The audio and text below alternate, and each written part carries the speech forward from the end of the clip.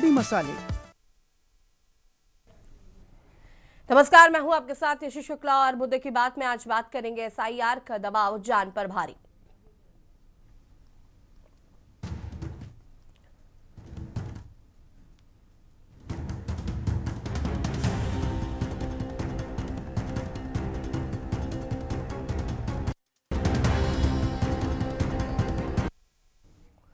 उत्तर प्रदेश में चुनावी तैयारियों के बीच बीएलओ और राजस्व कर्मी सबसे बड़े खतरे में हैं। जी हां, प्रदेश की 3 जिलों से आई घटनाओं ने न सिर्फ सिस्टम बल्कि सरकार और चुनाव आयोग तीनों पर एक साथ सवाल खड़े किए हैं।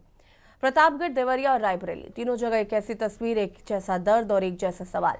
क्या चुनावी फील्ड वर्क करने वाले कर्मचारी अब बिल्कुल असुरक्षित हो चुके हैं? क्या एसआईआर प्रक्रिया का दबाव अब जान लेने लगा है? प्रतापगढ़ में फॉर्म भरने को लेकर बीएलओ की पिटाई, सरकारी कागज फाड़े गए और चौंकाने वाली बात, आरोपी के पास से 4 देसी बम तक बरामद हुए हैं। यानी एक मामूली सरकारी काम पर इतना बड़ा हमला प्रदेश की सुरक्षा व्यवस्था पर सीधा सवाल खड़ा करता है। वहीं देवरिया में बीएलओ रंजू देवी की मौत ने पूरे प्रदेश को हिला दिया। परिवार का आरोप है कि रोज रोज का दबाव, ऑनलाइन मीटिंग्स और फॉर्म भरने की मजबूरी उन्हें तोड़ रही थी और इसी तनाव में अब उसकी जान चली गई। अब इस मामले पर सियासत जमकर गरमाई हुई है। यूपी कांग्रेस अध्यक्ष अजय राय ने सीधे सरकार और चुनाव आयोग को जिम्मेदार ठहरा दिया है। रायबरेली से खबर, जहां पर एसआईआर सर्वेक्षण के दौरान महिला बीएलओ और लेखपाल पर गांव के प्रधान और उसके पिता ने दौड़ा दौड़ाकर पिटाई की। तमंचे से जानलेवा हमले का आरोप है और एसआईआर के सारे प्रपत्र फाड़ दिए गए। इन तीनों घटनाओं ने एक बात साफ कर दी है, चुनाव कराने वाले जमीनी कर्मचारियों की सुरक्षा व्यवस्था बेहद कमजोर है। दबंगई, राजनीतिक दबाव, सिस्टम की लापरवाही और ऊपर से काम का तथक बोझ, ये सब मिलकर उस पूरी प्रक्रिया को चोट पहुंचा रहे हैं जिसे लोकतंत्र की रीढ़ माना जाता है। सबसे बड़ा सवाल यही है कि आखिर कब तक बीएलओ और राजस्व कर्मचारी हमलों का शिकार होते रहेंगे? कौन लेगा इन घटनाओं की जिम्मेदारी और क्या सरकार अब कोई ठोस कदम उठाएगी?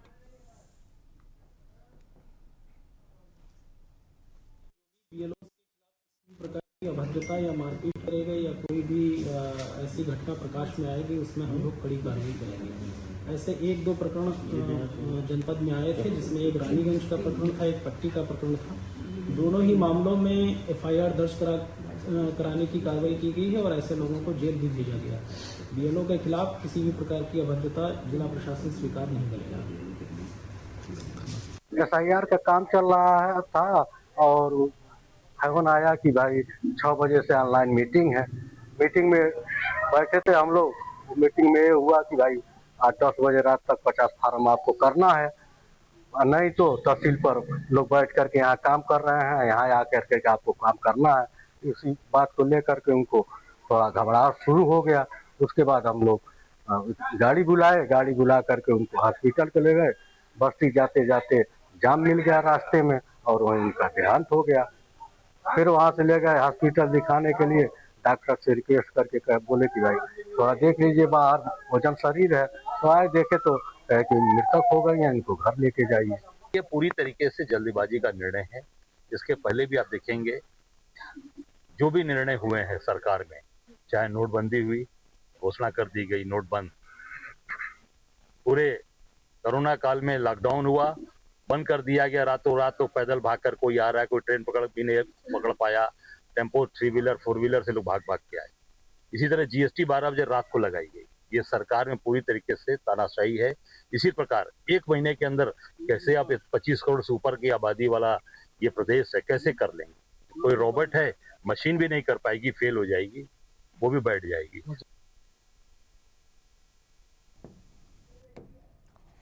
और चर्चा इसी पर करेंगे। मेहमान हमारे साथ जुड़ चुके हैं। सुभाष दुबे सपा नेता हमारे साथ जुड़े हुए हैं।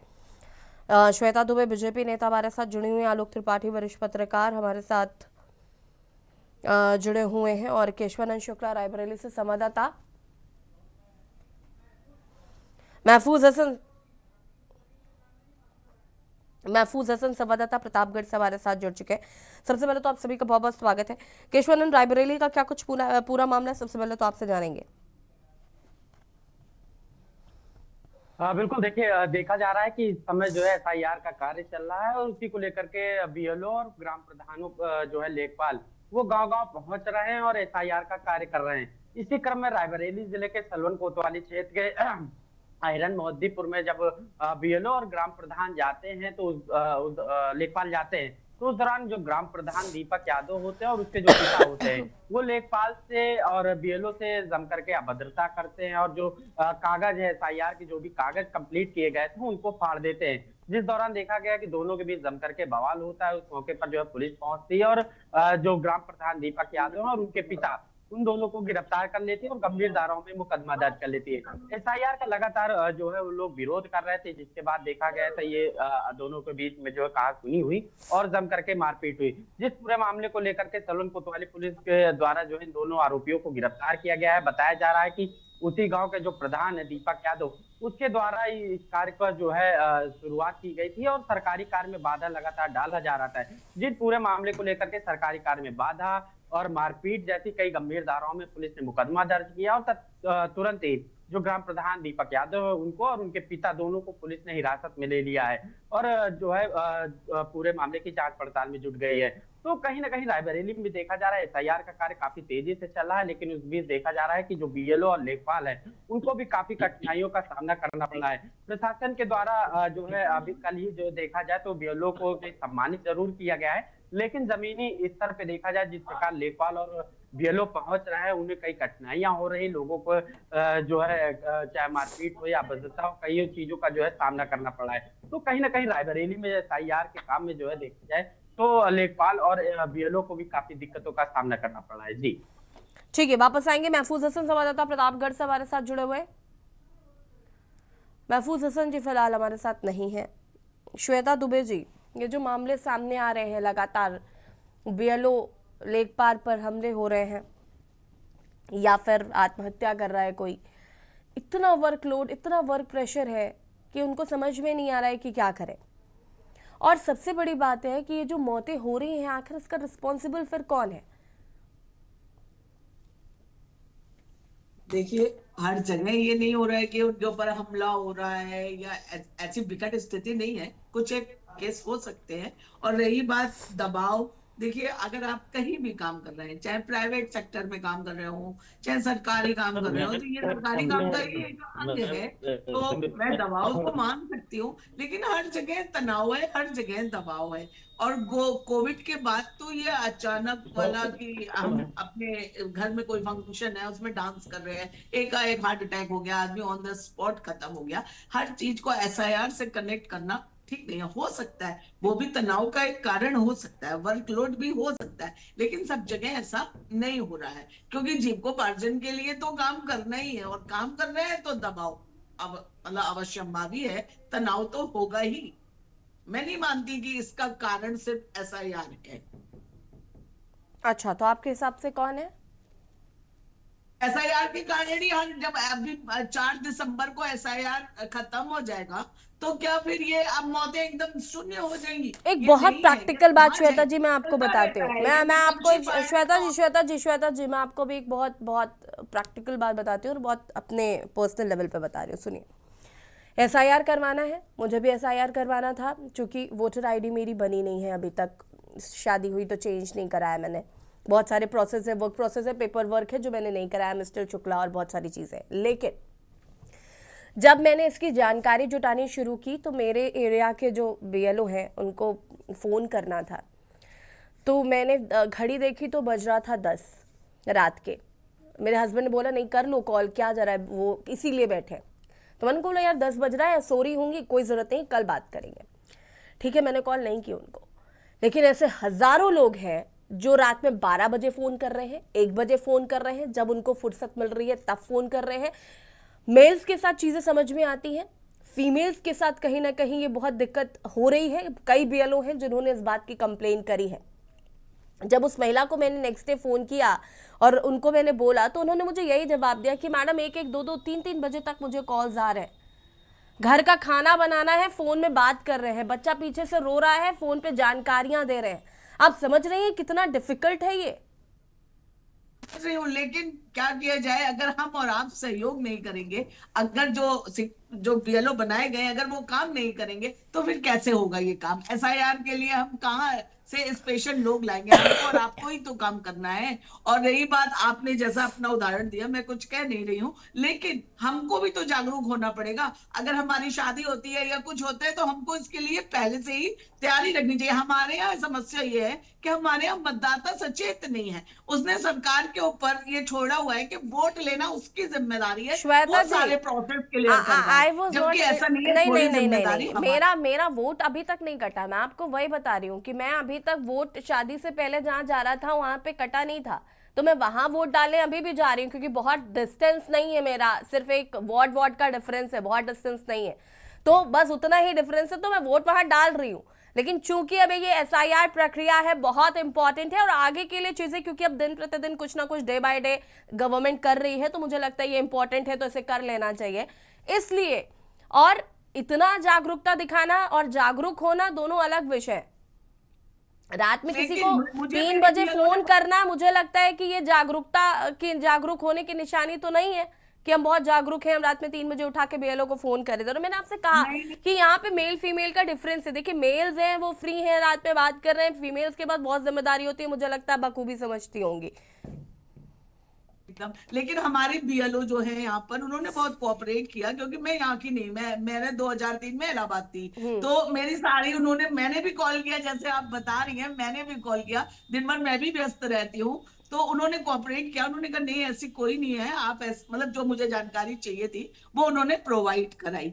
तो देखिए, थोड़ा कोऑपरेशन हम कर, और फिर लेडीज हैं हम, मैं ये एक राजनीति या उससे अलग हटके कह रही हूँ कि ये क्षमता हमारे ही पास है कि हम मल्टीटास्कर हैं, हम ही ये कर पाते हैं मैनेज। मुझे लगता है जेंट्स इतना दबाव मैनेज नहीं कर तो फिर एक काम करिए, आप महिलाओं को कन्विंस करिए, फिर हम क्यों बात कर रहे हैं इस बारे में। महिलाएं तो मल्टीटास्किंग है ही, तो भाई कर लेते हैं, ऐसे नहीं होता। अभी वो जो महिला है, वो रंजू देवी, उसके ससुराल वालों ने साफ कहा कि इतना वर्क प्रेशर था कि वो नहीं संभाल पाई, उसे आत्महत्या करनी पड़ी। उदाहरण है हमारे पास, हम कोई ऐसे बात नहीं कर रहे। लेकिन हमारी भी BLO है, उसने विद इन टाइम, मतलब 4 दिसंबर है, और वो इतना अच्छा वर्क कर कुछ रही है है कि भी, बीजेपी प्रवक्ताओं के इर्द सम्मानित गिर्द ऐसे लोग मिल भी जाते हैं। आम जनमानस को शायद इतनी सुविधा नहीं उपलब्ध हो पाती है कि इतना इस तरीके से कोई काम कर रहा हो, ना इतनी कंप्लेन्स हैं हमारे पास तो बहुत आई हैं। ठीक है, सुभाष दुबे जी, जी यसी जी, आप बीजेपी की पदाधिकारी हैं, तो BLO आपसे डर रहा है, तो आपकी वो एक तरीके से नौकरी कर रहा है। कोई डर नहीं रहा है, हमारी ये BLO डर है, बहुत ये सहमत डर है, ये डर है। बहन जी, बहन जी, सपा वाले का है, श्वेता जी, हम लोग BLO का सहयोग कर रहे हैं। हम डरा रहे हैं श्वेता जी, हम लोग BLO का सहयोग कर रहे हैं। आप बूथ स्तर पे जाइए, समाजवादी कार्यकर्ता हर BLO के साथ कदम से कदम बढ़ा के चल रहा है। आपकी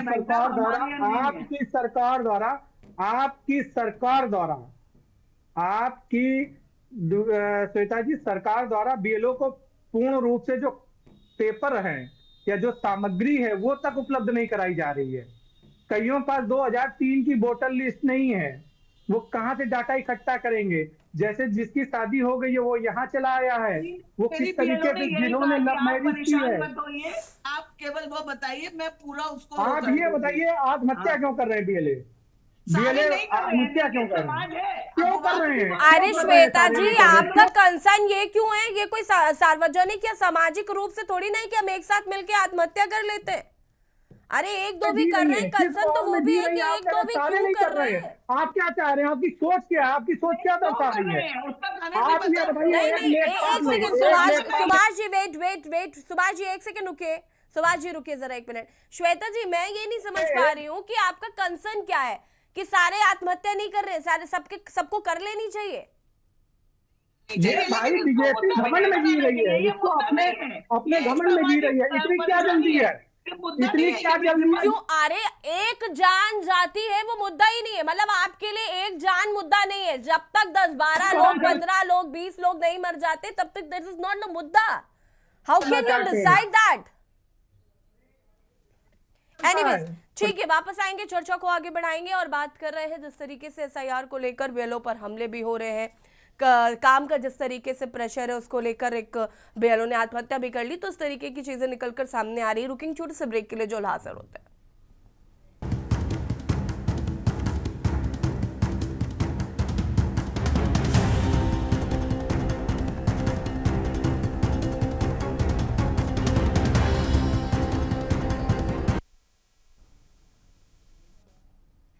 ब्रेक के बाद एक बार फिर से आप सभी का स्वागत है और बात कर रहे हैं एसआईआर का दबाव चौहान पर भारी चर्चा पर मेहमान हमारे साथ जुड़े हुए हैं। आलोक त्रिपाठी जी, क्या कुछ कहना चाहते हैं इस पूरे मुद्दे को लेकर? देखिए, मैं 2-3 मुद्दों बातों करूंगा। पहली चीज तो ये कि जो एफआईआर को लेकर के जिसने भी आत्महत्या की, ये दुर्भाग्यपूर्ण है, उसको ये कदम नहीं उठाना चाहिए था और उतना दबाव नहीं होना। दूसरी चीज, एसआईआर को लेकर जितना हुआ बनाया गया, जितना माहौल गर्म किया गया, इसमें सिर्फ एक दिक्कत मुझे जो लग रही है, वो सबसे बड़ी जो दिक्कत आ रही है, टाइम बाउंड कि 4 दिसंबर उसकी लास्ट डेट है, Exactly, काम हाँ। पूरा करना है। ये जो टेंशन है, ये सबके ऊपर टेंशन है। मुझे लगता है कि अगर ये थोड़ा सा डेट सरकार को इसको बढ़ाना चाहिए, इतनी डेट नहीं देनी चाहिए इतनी, क्योंकि काम ज्यादा है और समय बहुत कम है। ये सबसे बड़ा प्रेशर है, चाहे वो जनता के पास हो, चाहे वो बीएलओ के पास हो, चाहे जो भी लोग उसमें जुड़े हुए हैं, सभी के पास है। तो मुझे लगता है कि सरकार को इसमें अभी थोड़ा समय और देना चाहिए कि जो है आप आराम से लोग करा सकते हैं। तो ये दबाव आलोक जी, देखिए अभी अगर आपको याद होगी। होगा कि यहाँ पर कांग्रेस के कुछ लोगों ने ये मुद्दा भी उठाया था और मुझे लगता है बहुत वाज़ेह मुद्दा है। 2027 में चुनाव होने, आपके पास अभी टाइम है, आप आराम से बीएलओ को उतना समय दीजिए कि वो वर्कलोड या प्रेशर महसूस ही ना करें।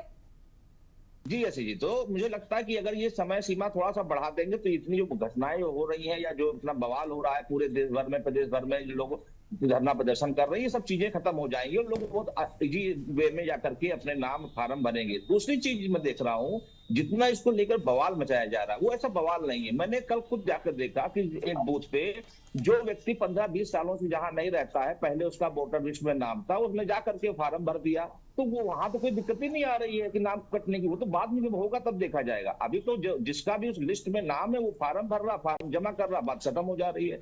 सिर्फ दिक्कत आ रही है टाइम बाउंड को लेकर के। 4 तारीख लास्ट डेट है, जैसे होता था कि नोटबंदी वाले में कि ये फला तारीख को उसके बाद नहीं बदले जाएंगे, लाइन लग गई सब काम छोड़ करके। तो मुझे लगता है ये जो टेंशन वाला काम है, जिससे लोगों ने जो कुछ जरूरत से ज्यादा उसको टेंशन में ले लिया है, और चाहे ग्रामीण क्षेत्रों में ले लीजिए, शहर क्षेत्रों में ले लीजिए, चाहे वो लेखपाल हो या बीएलओ हो, सबके ऊपर ये टेंशन है कि 4 तारीख के बाद हो नहीं पाएगा, शायद वो भारत की नागरिकता से वंचित कर दिए जाएंगे, तो हर हालत में मुझे काम करना है। ये जो टेंशन है, वो टेंशन ही पूरे माहौल को खराब किए हुए।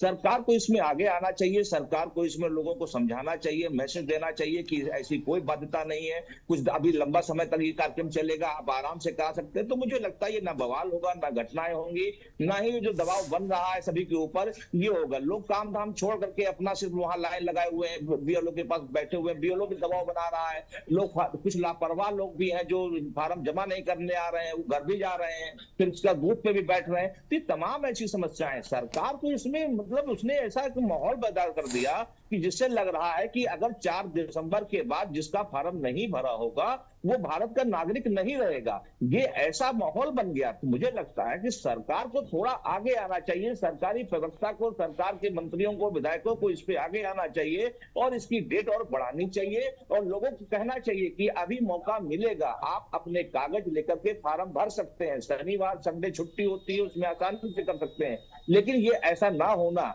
और 4 दिसंबर लास्ट डेट होना, उसको लेकर के ही पूरा माहौल क्रिएट किया गया है। और जिसको लेकर के चाहे वो निर्वाचन से जुड़े कर्मचारी अधिकारी हो या उसमें मतदाता हो, सभी के अंदर ये टेंशन का भाव पैदा हो गया है और वो टेंशन के ही चक्कर में लोग बहुत ज्यादा ही दबाव में है। तो मुझे लगता है कि सरकार को इस पे सख्त कदम उठाने चाहिए और समय सीमा बढ़ानी चाहिए, क्योंकि चुनाव में भी बहुत समय है। इतना दबाव ना बना दें कि लोग आत्महत्या करने लगे, लोगों के अंदर टेंशन होने लगे, क्योंकि माहौल क्रिएट करने में बहुत ज्यादा समय नहीं लगता है, खराब बहुत जल्दी हो जाता है। तो सरकार थोड़ा सा आगे आकर के उसको समय सीमा बढ़ानी चाहिए और अच्छा समय देना चाहिए। लोग आराम से जा करके अपना सही फार्म भरें, सही कराएं, बीएलओ के पास भी पूरा समय हो। लेकिन ऐसा ना होने के कारण ही जो घटनाएं हो रही हैं, पूरे प्रदेश में माहौल गरमाया हुआ है एसआईआर को लेकर के, ये दुर्भाग्यपूर्ण है। और ये जिसने भी आत्महत्या कर ली उस परिवार के लिए बड़ा दुर्भाग्यपूर्ण है। और मुझे तो मुझे कहना पड़ रहा है कि कोई भी इतना भी दबाव आ जाए, आप इस हद तक कैसे चले जा सकते हैं कि आप आत्महत्या कर लें। तो ये कहीं ना कहीं आपका मन का भी एक जो चीजें हैं, आपको इलाज कराना पड़ना चाहिए, आपको देखना चाहिए, क्योंकि इतनी बड़ा दबाव नहीं है कि आप आत्महत्या कर लें। तो सरकार को इस मामले में आगे आकर के इसकी जो तारीख है 4 दिसंबर, जिसको लेकर के ही पूरा माहौल खराब हो रहा है पूरे देश में या प्रदेश में, आज कई जिलों में बवाल हो रहा है, कई लोग लाइन लगाए हुए हैं सब काम छोड़ करके, तो सरकार अगर डेट बढ़ा दे तो मुझे लगता है इस समस्या का 80% हल निकल आएगा। बिल्कुल, इसमें कोई दो राय नहीं है। सपा नेता सुभाष जी हमारे साथ जुड़े हुए हैं। सुभाष जी, क्या कहना है? सरकार ने एसआईआर लागू करने के पहले कोई भी ऐसा कदम नहीं उठाया जिससे जनता को जानकारी हो सके कि एसआईआर की पूरी प्रक्रिया है क्या। जनता भ्रमित है, वो सोच रही है कि 4 दिसंबर तक अगर हम एसआईआर फॉर्म नहीं भर पाए तो हमारी नागरिकता चली जाएगी, हम किसी भी पेपर को वैलिड नहीं कर पाएंगे। सरकार को सबसे पहले इस प्रक्रिया को लागू करने के पहले जनता को जागरूक करना चाहिए था, एक अभियान चलाना चाहिए था मीडिया के माध्यम से, या और भी कई सारे संसाधन सरकार के पास होते हैं जिससे कि ये एसआईआर है क्या, इसकी सही जानकारी और इसको कैसे भरना है इसकी सही जानकारी जनता तक पहुंच पाती। आप आज की डेट तक 20% बीएलओ ऑनलाइन फीडिंग नहीं कर पाए हैं। आप श्वेता जी जिसकी जानकारी कर लीजिएगा, आपको बहुत जानकारी है कि ऑन रिकॉर्ड आपसे कह रहा हूं कि बीएलओ 20% भी अभी तक फीडिंग नहीं कर पाए हैं। कानपुर में 10 बीएलओ का वेतन रोक दिया गया है। अधिकतर बीएलओ आपके शिक्षक होते हैं, आंगनबाड़ी होती हैं। शिक्षकों के साथ आपके यहाँ मिड डे मील और दूध वगैरह बांटा जाता है। इसको ऑनलाइन उन्हीं जो बीएलओ बने हैं उन्हीं के ऊपर इतना प्रेशर होता है, जो आप करो प्रेशर नहीं है। आप इसकी जरा सच्चाई में जाइए, गहराई में ये जानकारी करिए। उनको हर बुधवार को प्रेरणा आपके जो एक आपका पोर्टल है उस पे ऑनलाइन जाके जो आप दूध वितरण कर रहे हैं उसकी जानकारी उसको ऑनलाइन शो करना पड़ता है।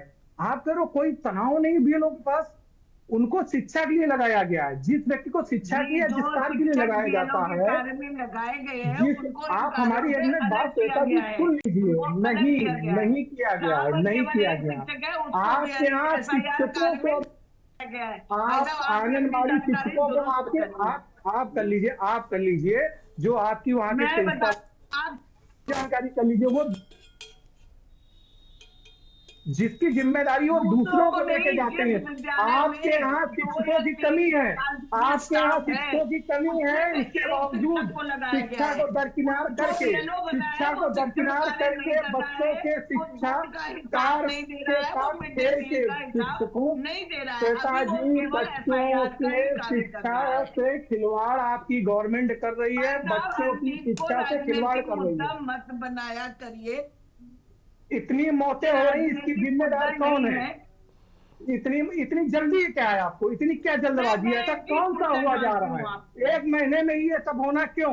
कह तो रहे 1 महीने में ये सब क्यों होना है भाई? इतनी कौन सी जल्दी है? ऐसा कौन सा यहाँ पे ऐसा विस्फोट हुआ जा रहा है या ऐसा आपदा आई जा रही है? ऐसी क्या है? सरकार को इतनी जल्दबाजी क्यों है? इतनी जल्दबाजी अगर ना हो। श्वेता जी देखिए, मेन जो प्रॉब्लम है वो टाइम बॉन्ड की है। ठीक है, रुक 1 second Subhash ji, wait. Main problem जो है वो टाइम बॉन्ड की है। 4 दिसंबर बहुत जल्दी है, और अगर हमारे चुनाव होने 2027 में होने, हमारे पास समय भी है, फिर इतनी जल्दबाजी किस लिए हो रही है? ठीक है, 1 सेकंड सुभाष जी, वेट। बोलिए।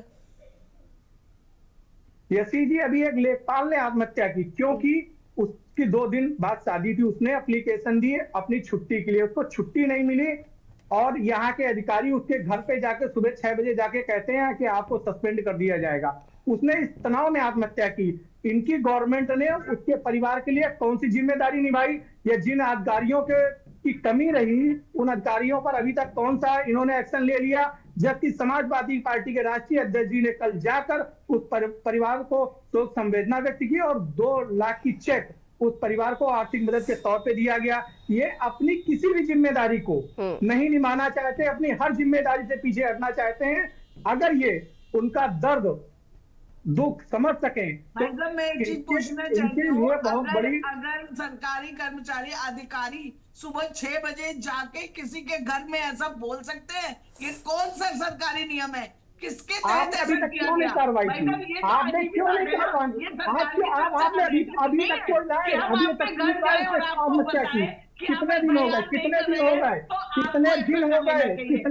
गए? उनका परिवार बताता है तो आप इसका खंडन करवाइए ना। आपके साथ इतना संसाधन है, सारी चीजें आपकी गवर्नमेंट है, आप सरकार में है, क्वेश्चन आपसे किया जाएगा, आप सरकार पे हैं, आप अपनी जिम्मेदारियों को नहीं भड़क सकते हैं, आप सरकार में हैं, क्वेश्चन आपसे किया जाएगा, उत्तर आपको देना होगा। आप सरकार में, सारी जिम्मेदारी आप पे डिपेंड होती है, जिम्मेदारी आप है, आपको जवाब होगा।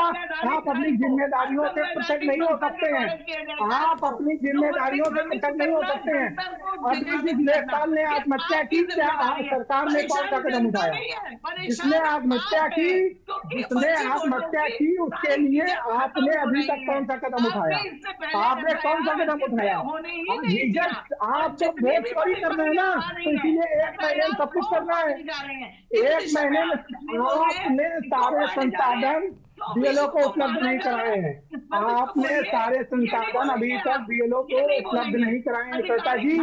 चलिए ठीक है, वक्त की चूंकि कमी है, बहुत बहुत शुक्रिया आप सभी का चर्चा में शामिल होने के लिए। बड़ी बात सिर्फ इतनी है कि ये जो जिम्मेदारी है, ये जो टाइम बॉन्ड का इशू है, इसे खत्म करने की जरूरत है। अगर सरकार इस ओर ध्यान देगी, टाइम को थोड़ा सा एक्सपेंड किया जाएगा, तो शायद बीएलओ पर जो प्रेशर है वो थोड़ा कम होगा। आप सभी का एक बार फिर से बहुत बहुत शुक्रिया चर्चा में शामिल होने के लिए। और मुद्दे की बात में आज हम बात कर रहे हैं एसआईआर को लेकर, जो बीएलओ पे दबाव है, उसमें कहीं ना कहीं प्रेशर के चलते कई घटनाएं जो है वो सामने आ रही है। कहीं पर बीएलओ पर हमला किया जा रहा है, तो कहीं पर बीएलओ को कई बीएलओ ऐसे हैं जिन्होंने आत्महत्या कर लिया। तो काम का प्रेशर ज्यादा होने की वजह से इस तरीके की घटनाएं हो रही है। हालांकि सरकार अगर टाइम ऑन को बढ़ाती है तो शायद इस समस्या का निजात मिल सकता है। खास पेशकश में इतना ही। देखते रहिए के न्यूज़ संध्या। नमस्कार। गोल्डी मसाले लाए हैं फ्रेश लॉक टेक्नोलॉजी।